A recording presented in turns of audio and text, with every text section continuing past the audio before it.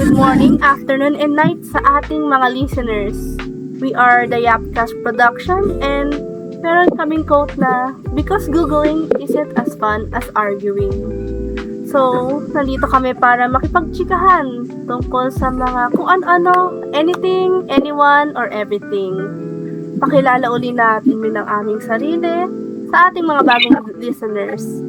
Ako si Elise Kalinga, ang isang nyong host, at nandito ang aking dalawang co-host na sina. Hello guys, I am your co-host for today, and my name is Cedric Eusebio, and I pretty much like to talk about everything, anything, or even anyone.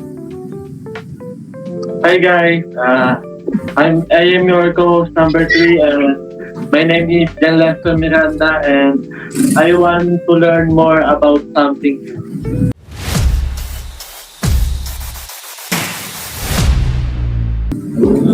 So, hello guys. We are the Yapcast Production again, and since mga kapartner, like natin na to topic anything, no? Ano kaya sa tingin niyo yung magandang topic natin for today's podcast? Para sa akin, partner, magandang topic ngayon is yung napapanahon ngayon, which is yung West Philippine Sea. Zed, pagising mo ng umaga, makikita mong may bakod yung likod bahay mo, yung bakuran nyo. Pero, sa'yo naman bahay yun, lote mo yun. So, relate nga dun ngayon yung topic natin na West Philippine Sea. Kasi, Oo nga, no, sige. Pero alam niyo ba kung madami ang issue sa Facebook, no? Kalimitan yan yung West Philippine Sea, ang dami nagreklamo. Pero kalimitan kasi sa mga tao, hindi nila alam yung full background, no? Kalimitan sa mga tao ngayon, hindi nila alam kung ano yung mga full history within the topic. So alam niyo ba guys kung ano yung history behind the WPS issue? ang alam ko lang, matagal na siyang pinag-uusapan. Kahit nung bago pa siya maging popular ngayon, I think nung 1940s pa siya popular, na pinagkasunduan nga ng China yung regarding sa parte ng sea na yun.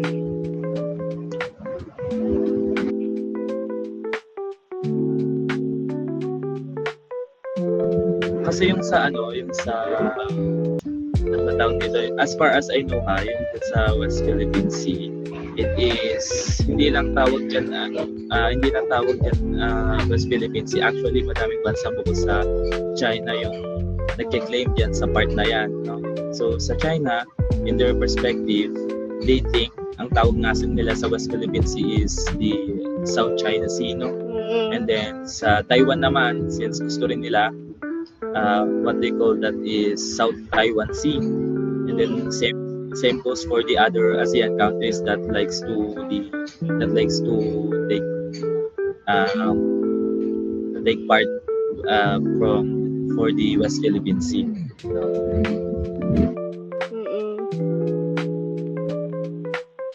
Ikaw ba, Lester? May thoughts ka ba dun sa matter na yun? Para sa akin lang, malaking epekto talaga yung West Philippine Sea sa atin, sa bansa natin, kasi madami talagang Pilipino yung nakakahanap ng pangkabuhayan tulad ng mga mangingisda.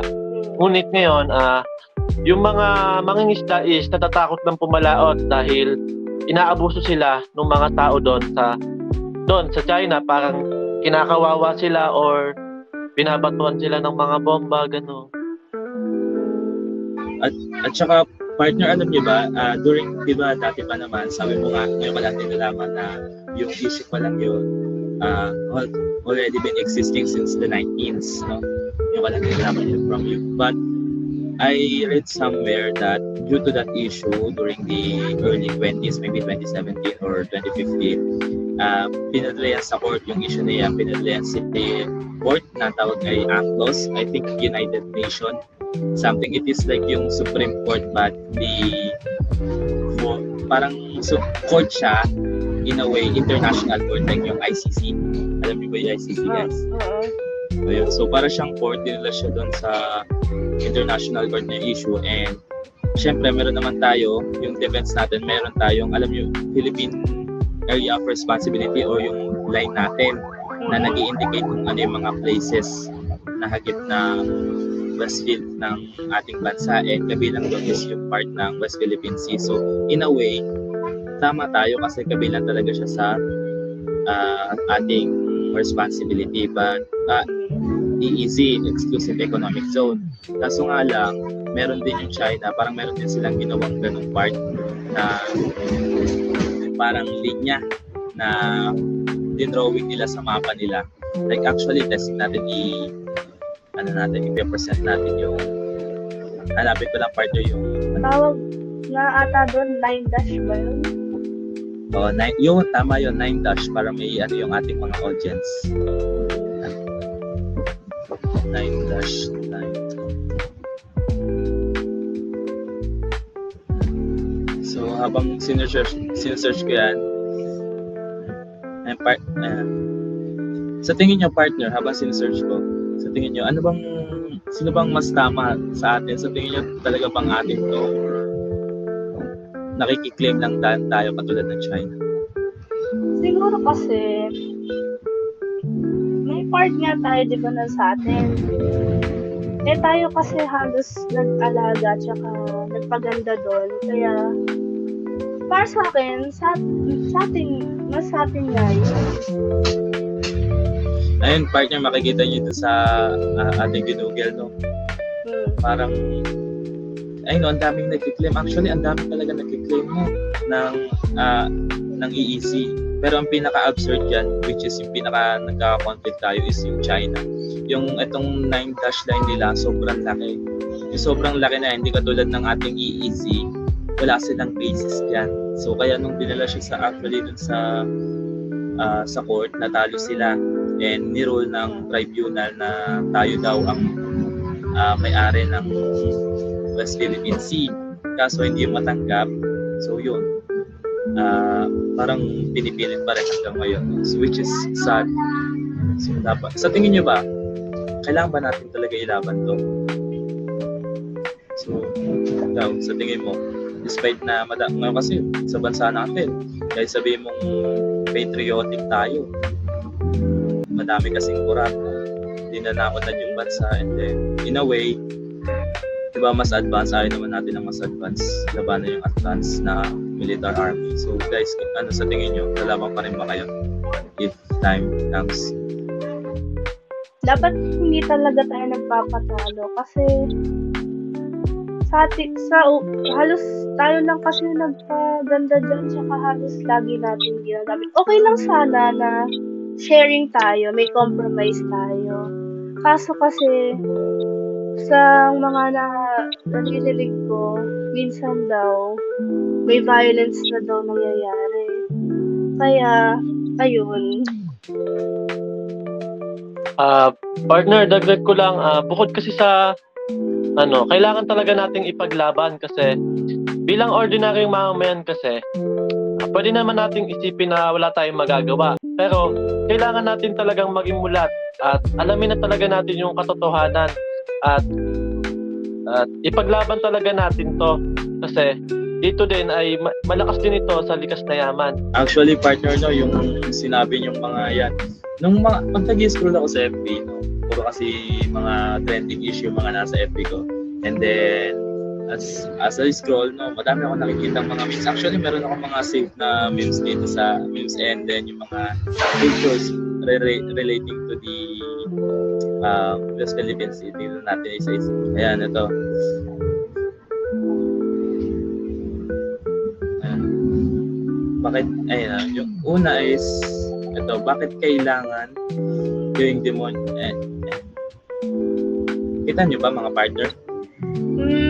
Hindi siya Ayan. nag-i-individual pala.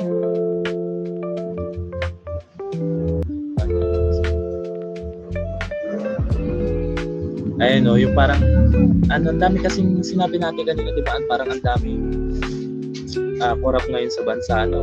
Katulad ngayon, mga may issue, yung mga senator na pro-China, like yung kay Robin Padilla, no? Nung kay General Trias ata yun, nung inasar tayo nung sa China, ng ang mga Pilipino daw ay isang unggoy. So in a way na hindi dapat nila ito-tolerate yun. Bakit nila parang kinakampihan pa? Sa tingin niyo ba, dun sa mga statement nila, kinakampihan ba talaga nila or nagiging neutral lang sila? Parang sa wording kasi nila, parang kinakampihan nila eh. Para bang nagpapapunta sila sa good side nila. Partner, para sa akin, parang kinakampihan talaga nila kasi hindi sila matapang na umararap para ipaglaban yung West Philippines talaga. Kaya parang pinagtatanggol talaga nila yon. O nga, parang partner, parang ang ginagawa nila, nagiging corrupt sila dito sa bansang Pilipinas, and then kapag wala na, syempre lilipat sila sa ibang bansa, wala na silang pakita. So parang ganun yung ginagawa nila, no? Grabe na talaga. And ito nga, yung sa picture nga na nakuha ko ito. Kita nyo ba mga partner? Ito yung hinawakan ko. Or hindi? I think hindi, no? So let me, let me represent something. Ayan, partner, kita na ba? Pag pinipindot ko. Ayan, ito. Kita na ba? Ayan. Ayan, tingnan nyo to. Ito yung isang statement ni, kilala nyo ba si Paolo, mga partner? Yun yung pamangkin ata? Pamangkin ba siya? Ata. Ni Duterte, no? Nung tinanong siya ng media. Sabi, sabi nga, sinabi nga, naging topic nga natin kanina na hindi lang tayo nag-ano sa West Philippine Sea. Pero sinabi niya dito na, bakit kailangan gawing demonyo ang China? So parang pinagtatanggol niya talaga. Papayag ba kayo?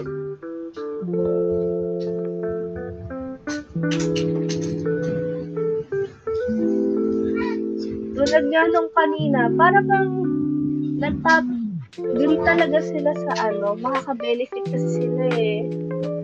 Mas gusto nila dun sa kabila eh. Parang parang may tinatago silang gusto nilang gawin. Partner. Kasi ang iniisip kasi ng mga politiko, basta kumikita sila, ayos na eh.